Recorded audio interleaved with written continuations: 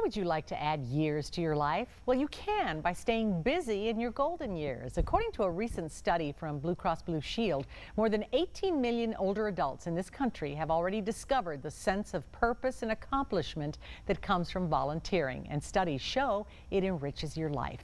Gale Morgan from Splendido joins us now. Thanks for being with us. Thank you. And there are no shortage of volunteer opportunities. There's not. It seems as soon as someone officially retires and has the spare time, opportunities find them. Whether it's babysitting for your grandkids, it's helping out at the local parish, or it is something that a neighbor hears that perhaps you help run errands for someone who doesn't drive any longer. There's an abundance of organized and unorganized opportunities. Tell us about the studies that have been done that show that it really does add years to your life. Those of us that work with seniors have always known, but we haven't quantified it. Well, recently the University of Michigan as well as the American Geriatrics Association did research, and the one research looked at over 1,200 people 65 years and older.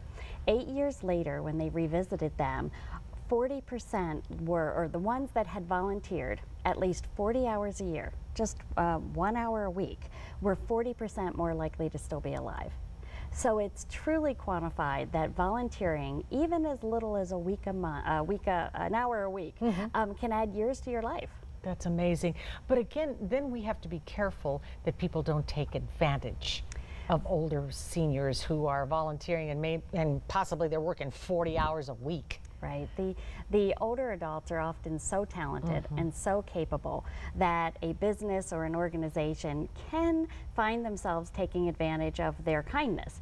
And what should be a paid position, suddenly the organization may be leaning upon the volunteer to perform those duties. So the volunteer has to be realistic about the time they want to invest and the activities they want to do, and they have to control their hours.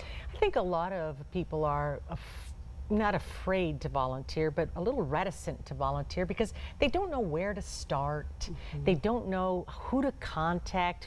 Everybody needs help these days. How do you start that process? I think someone should think, what do they want to do?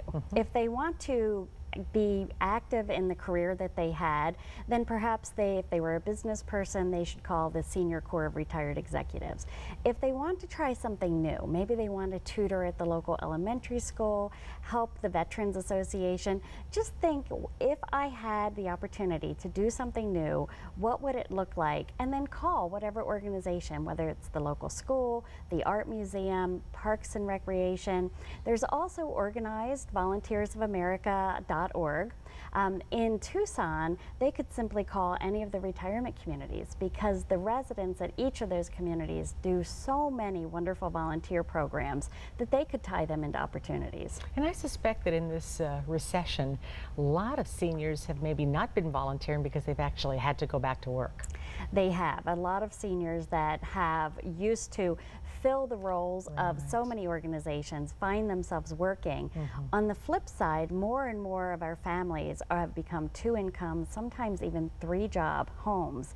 And so fortunately, some of the grandparents now, though, are filling those opportunities for volunteers that the parents used to fill. So it's still working. All right. Thank you very much, Gail. Thank you.